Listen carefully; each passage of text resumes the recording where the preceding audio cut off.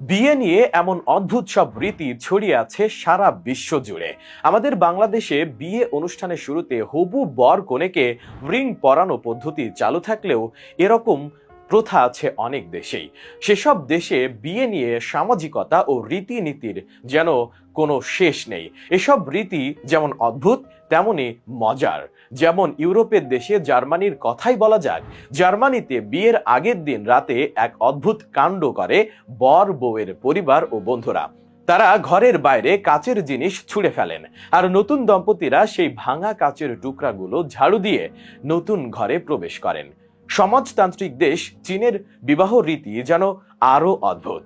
আমাদের দেশে বরের হাতে যখন কনেকে সমর্পণ করা হয় তখন কনে এবং তার পরিবার কাঁদতে থাকে, কিন্তু চীনের তুই যা গোষ্ঠীর মেয়েদের এই কাজটা বিয়ের আগেই ঠিক 1 মাস ধরে করতে হয়।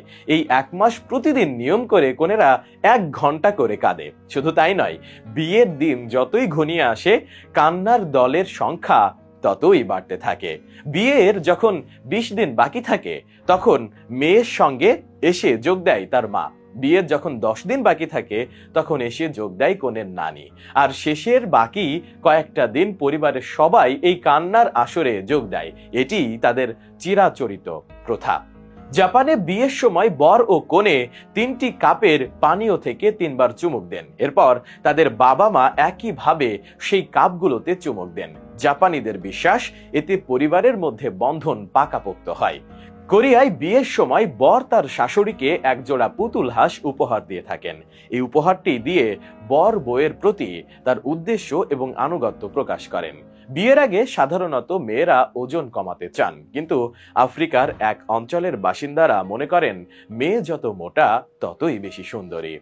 তাই কিছুদিন আগে পর্যন্ত সেখানে বিয়ের কনেকে পৃথুলাকার করে তুলতে ছিল বিশেষ প্ল্যাটফর্ম। বিয়ের ক্ষেত্রে অদ্ভুত রীতিতে সকল দেশকেই হার মানিয়ে দেয় সুইডেন। রীতির দিক থেকে শান্তি নেই সুইডেনে সদ্য বিবাহিতদের। এখানে বিয়ের পর বাসর রাতে কেউ কারো পাশ থেকে উঠতে পারবেন না। বর উঠলে বাসরে থাকা অন্য পুরুষেরা কনেকে চুমু খাবেন, আর কনে উঠলে নারীরা চুমু খাবেন বরকে। পোল্যান্ডে বিয়ের পার্টিতে বউয়ের সঙ্গে নাচার জন্য অতিথিদের মোটা অঙ্কের টাকা দিতে হয়। সেই টাকা জমিয়ে নবদম্পতির হানিমুনের জন্য খরচ করা হয়। জাতি হিসেবে মঙ্গোলিয়ানরা খুবই দুর্ধর্ষ এবং সাহসী, আর বিয়ের রীতিতে যেন তা ধরে রাখার চেষ্টা করেন চেঙ্গিস খানের এই জাতি। মঙ্গোলিয়ার ডাউর প্রজাতির মধ্যে প্রচলিত বিয়ে পাকা করতে বরকনের প্রথমে কাজ হলো ধারালো ছুরি দিয়ে যৌথভাবে একটি জ্যান্ত মোরগ ছানাকে বলি দেওয়া।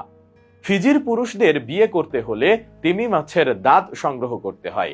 কোনো মেয়ের বাবাকে বিয়ের প্রস্তাব দিতে হলে ছেলের কাছে অবশ্যই তিমি মাছের দাঁত থাকতে হয়। সমুদ্রের তলদেশে বসবাস করা তিমি মাছের দাঁত সংগ্রহ করাটা অনেকটাই অসম্ভব কাজ, তাই বাধ্য হয়ে অনেককেই ব্ল্যাক মার্কেটে ধর্ণা দিতে হয়।